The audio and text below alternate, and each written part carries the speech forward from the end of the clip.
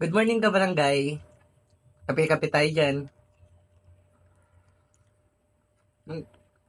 I remember back in 2018, I made a decision na kumuha na ng property. So, nag-reserve ako ng 2018 dito sa may Lumina Homes, Subic. So, hindi ko alam kung anong mangyayari. So, nag-reserve lang ako. So, fast forward, ngayon nalaman ko na nag-appreciate na yung value ng property ko. So, from 2018, 7 years ago, 2018, 2019, 2020, 2021, 22, 23, 24, 25, oh, 8 years almost.